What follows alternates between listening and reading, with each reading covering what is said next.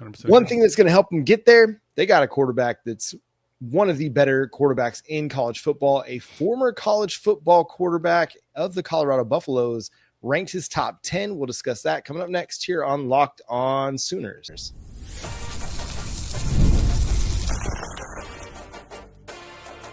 You are Locked On Sooners, your daily podcast on the Oklahoma Sooners. Part of the Locked On Podcast Network, your team every day.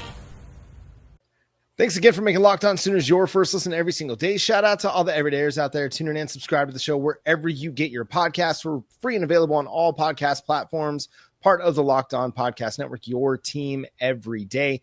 So, Jay, Joel Klatt, one of our favorite list makers in college football, released his top 10 quarterbacks for the 2025 college football season. And I really thought this was actually a pretty solid list, Jay. Simply because I think he takes a nice balance between what have you done for me and what could you do for me. John Mateer comes in at number 3 on this list.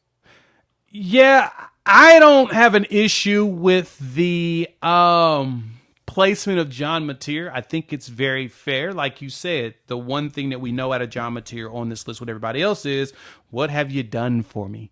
And John Mateer's done some things. He's put up numbers. And I'm going to continue to emphasize this because I think a lot of you need to understand this part.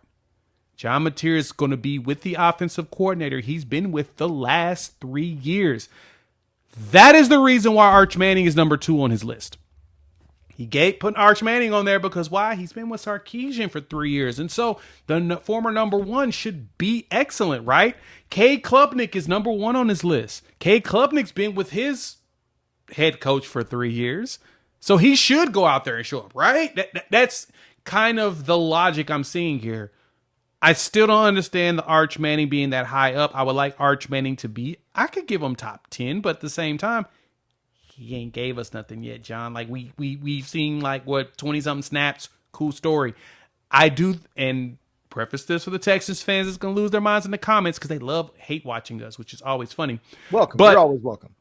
Yeah, you're always welcome. Though we appreciate you. You know, keep those eyeballs in there and getting that discourse in the comment section. We'd love you to come talk in there. But I need to see him put up some numbers. Now, Levitt, Drew Aller, we've seen them. Nussmeier. This is the one that jumps out to me, though, John.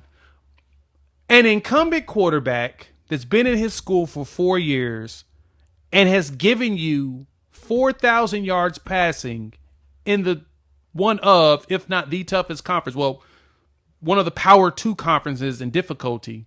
Why is he so disrespected on this list? Do people really don't believe in Garrett Nussmeier? Do they not think that he's NFL caliber? I don't get it. I mean, I don't know if he's NFL caliber. I feel like there's a different debate that needs to happen in college football discussions. There's NFL potential and there's college football capabilities. You've had some great college football quarterbacks over the last 30, 40 years. Not talking about the wishbone guys or the triple option guys or anything like that weren't going to be good NFL quarterbacks. You could see it. Tim Tebow, listen, great college quarterback. You could see that there were a lot of limitations that he should never have been drafted in the first round by the Denver Broncos. That should never have happened. Publicity stunt. Garrett Nussmeier, I think, is the best quarterback going into the 2025 season.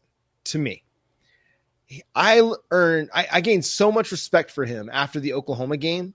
Like, I thought, is he Terminator? Does he got the Bucky Barnes, Winter Soldier, robotic arm and shoulder situation going on? Because the way our Mason Thomas planted him into the ground brought flashbacks of Sam Bradford at BYU. And I'm like, the dude's done for the game. He's done. Oklahoma's going to win this one now because they don't have a quarterback that's going to be able to hold up against the Sooners defense. I know I hurt everybody's heart. I'm sorry. You did. I had to live with it. Y'all have to live with it. Wow. The level of disrespect that you just threw at me to make me have to relive that moment. I was there, John. I was in Jerry's circus watching it, right? I'm sitting next to a BYU guy who reminded me the entire game because it happened within the first couple of minutes. Yeah. You can't be doing me like that, man. Yeah. I'm sorry. It's okay. I still love you. Woosah, we digress. But I gained so much respect for Garrett Nussmeier on that day. Again, good production, a good college quarterback. LSU just needs to put together a defense that can help him. You know, it's not all about Nussmeier. Does he need to be better in certain circumstances? Yeah. I think what they were against USC early in the season isn't necessarily who they are or who they were at the end of the season. They were playing much better ball.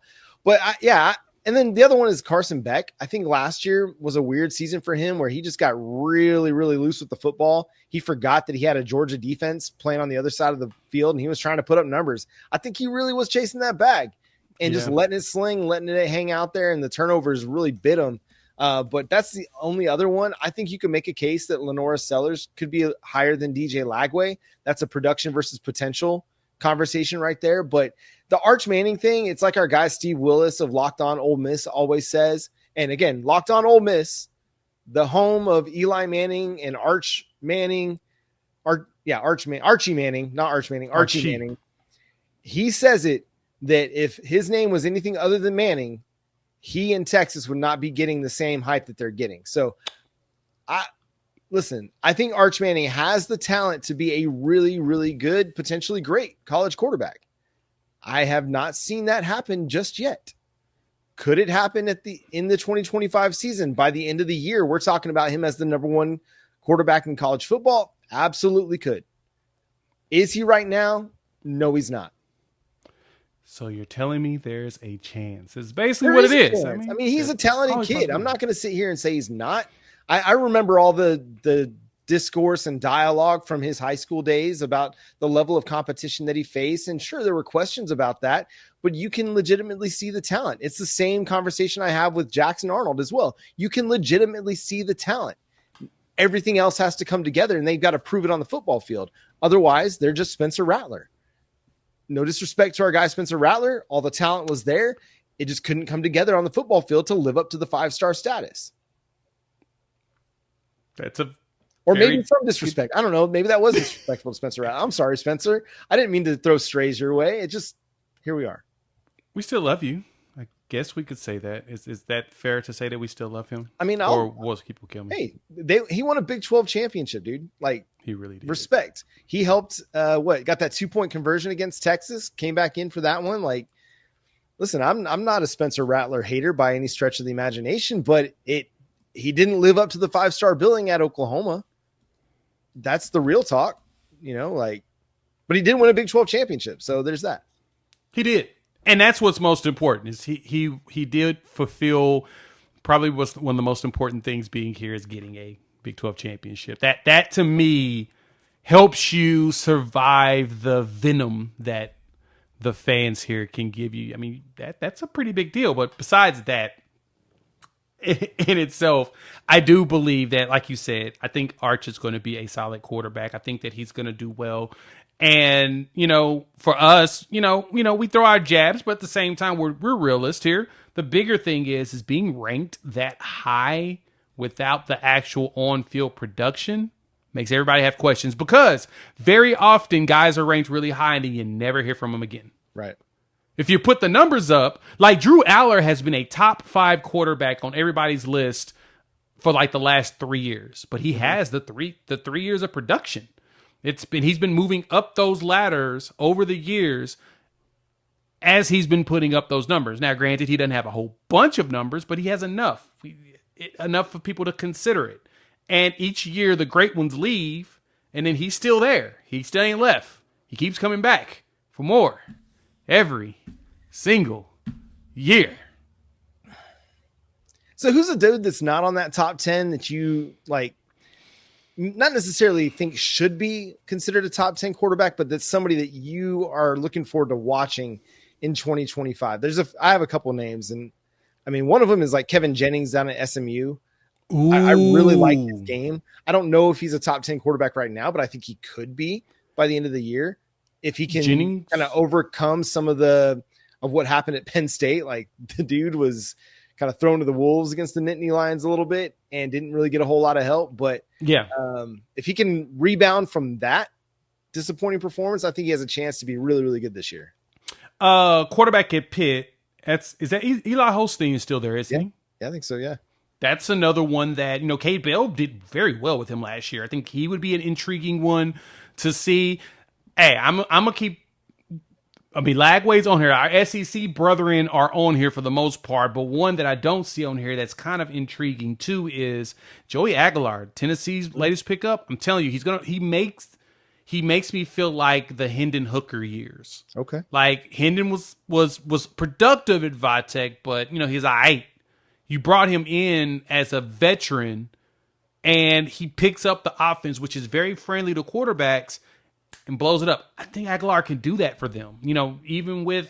I think he'll be a lot more aggressive than Nico was. And to me, if you're more aggressive and you got a little bit more confidence in your arm, you can put up some numbers in Hypo system. Now, granted, they're missing a lot of skills position guys. Yeah. They got a massive refresh there, so that's gonna make you have questions. But I think that Matthews, finding a way to retain him when the rumors were going around that people were they were tampering with him to try to get him to leave. I think that wide receiver, he's probably going to have one of those breakout years, similar to what you saw with the Cam Colemans of the world and all of that jazz. He'll probably be that dude for them. And I think if him and Aguilar figures it out together, they may shock everybody. Yeah, the final name is Rocco Becht up there at Iowa State. Always Rocco, baby. Man, there's just some dudes you kind of root for. He just seems like one of those guys you just want to see have success, and not Matt Campbell. I don't care if Matt Campbell has success, but Rocco Becht just I don't know. I like watching his game as well. He's a really good quarterback. Yeah, Rocco. I mean, how could you not root for a dude like Rocco? And how they haven't done a Rocco's Modern Life mashup yet. Maybe their social media intern is just too young to know what Rocco's. They're uncultured swines. Yeah. We'll just go with that. They need to get Nickelodeon on TV up there in Iowa. But hey, Oklahoma's going to be facing a true freshman quarterback, most likely week 2 of the 2025 regular season. What can we expect Oklahoma versus Michigan? We'll discuss that coming up next here on Locked On Sooners.